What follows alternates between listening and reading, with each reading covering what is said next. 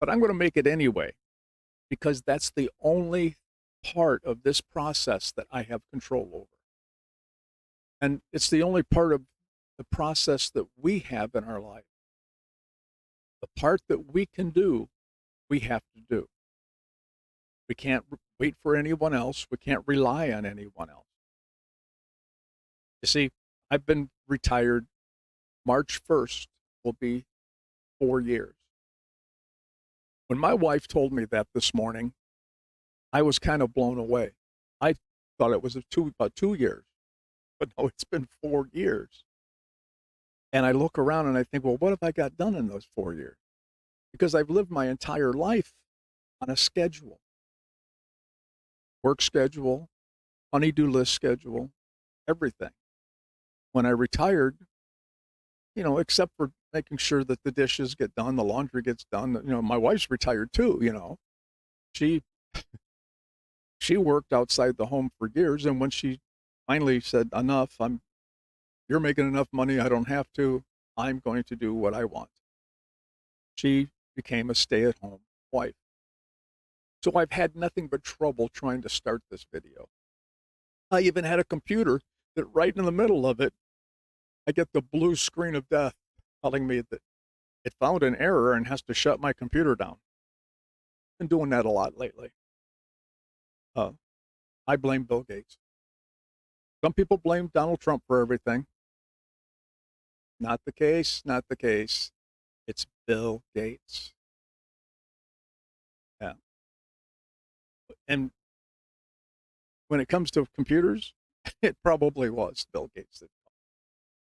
But anyway, I've been retired for 4 years. What have I learned about being retired? Sometimes I feel like I haven't learned one thing, but the reality is I have. See, a few days ago, Northwest Indiana got some pretty good snowstorm. Actually, I think it was two storms kind of back to back. And I've been putting it off. The procrastinator that I am, I've been putting off digging out the snowblower. Well, I already dug it out. I kind of prepared. I dug it out. I made sure I had extra fuel. Did everything that you would expect a homeowner to do to be prepared for a winter storm. But I still didn't want to do anything. But I get a phone call from my daughter, and my granddaughter needed a place for the day because her school was shut down.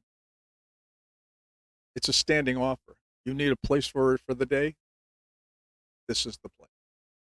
Don't even need a phone call. Just show up and we'll let her in. So she calls me about 7:30 in the morning, and I put no problem. Said I'll be there at 9. I had to get the snowblower out. I had to get it out in a hurry because I didn't want her packing the snow. I needed to get it thrown. For those of you that have snowblowers, you know this. You know the routine. No matter which way you direct that nozzle, it comes back in your face. Like just like a campfire. If you're like me, anywhere you go around the campfire, that fire will follow you. My, my granddaughter one time said, "I'm not sitting next to Grandpa. That's where the smoke is going to be." Yeah, follows me. It's no different with a snowblower. It picks it up, throws it in the air, and the air blows it right back in my face. But being the He-Man that I am, I muscled through it. After 15 minutes, I'm dead. My legs are like rubber. I can't breathe. My chest hurts from breathing in all of the cold air that uh, at a rate that I'm not used to. But I got enough done so she could pull in the driveway, drop off my granddaughter, and back around and take off. Problem is that by the time I made it back in the house, my wife thought she was going to have to call 911. I couldn't breathe, and it hurt. I was breathing. It was just that bitter cold air. breathing in that hard and fast. But you see, I already knew I wouldn't be able to do this in one pass. When I was younger, yes, it was, I would actually have it done and then find other things to knock the snow back. Not so much anymore. So before I went out, I decided I would get enough so she could come in, turn around and leave. And then I would have two more sections. So I took the project and I divided it into three parts because what I've discovered being retired, I can't do as much as I used to. Really can't. So I divide the projects into smaller parts so I can accomplish that part and feel like I got something accomplished. Otherwise, you're looking at the whole project and you can only do a third of it. And when you come in to catch your breath, you feel like a total failure because you used to be able to do all of it.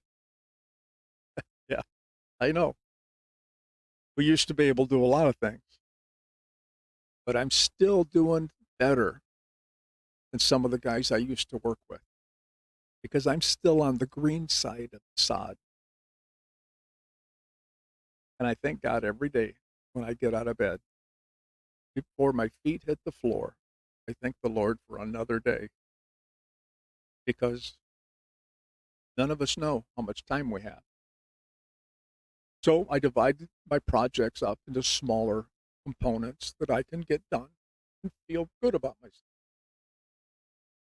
But by the end of this, I had finished it, put everything away, but all evening, my chest is like, can't believe it still hurts this bad.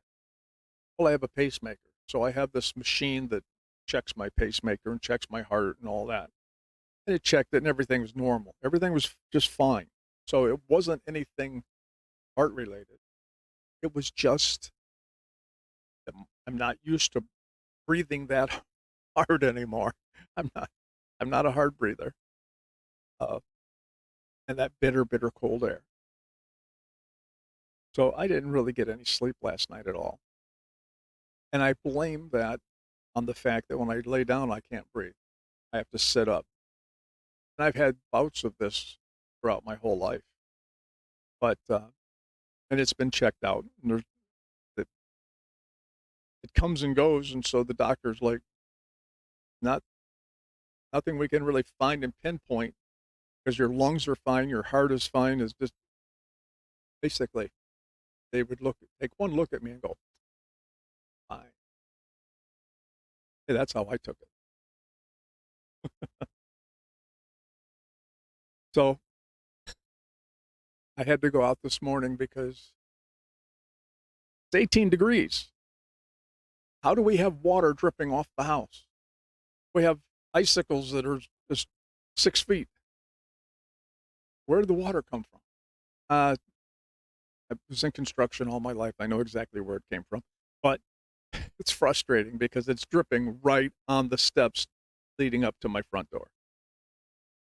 So my wife goes to let the cat out. The cat takes 2 steps and turns around and goes, "Are you crazy? It's cold out here and wet." But she sees the ice and she comes and gets me. And so I look at it and it's like, yeah, I got to fix this now. And being the Mensa candidate that I am, the intellectual giant,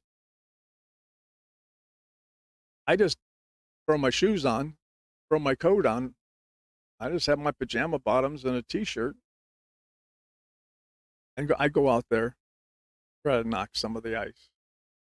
I'm feeling fine, tired because I didn't get much sleep, but my chest didn't hurt. Everything was fine. 10 minutes out there doing that, throwing some salt. I got the same thing going on. Chest is kind of hurts, like my lungs, and it's ice cold air, and I'm doing physical exertion. So I did it to myself. But the point that I was trying to make in all this before I went on a tangent When you retire, you still can get things done. You just break them down into smaller units, and then you attack each unit till you get it done. And so just because I'm 70 doesn't mean I can't use the snowblower. Ideally, instead of 3 units, I needed to make it 4. Do a few paths, come inside, take a half-hour break, go do a few paths. It takes a project and stretches it out. Yes, that's true. But on projects that physically I can't do anymore, that's pretty much the only way to do it. If you have a problem like this, let me know in the comments how you have decided to handle big tasks now that you're retired. Still try to tackle them all at once, or do you break it down into smaller units too? I think the smaller unit is probably the easiest way to handle it because we still get it done. We're not hurting ourselves. And at our age, well, my wife was saying, no, there's snow. The man said, that, be careful. It's the widowmaker. It'll bring heart attacks. Well, yeah, I didn't shovel. I didn't shovel any. Snowblower did. Does a great job too. But in hindsight, I should not have bought a snowblower, a walk-behind snowblower. Should have bought the attachment for my garden tractor because then I could sit behind the wheel, not have any heavy breathing. But that's how I handled it. So if you have a better way, let me know in the comments. Now, this is the part where I'm going to ask you to hit that like and subscribe button because YouTube is getting very, very difficult to get views. The only way they're going to show this video to anyone else is if you like it. Yes, I mean you. Yeah, right there in the back. Don't hide behind the big guy.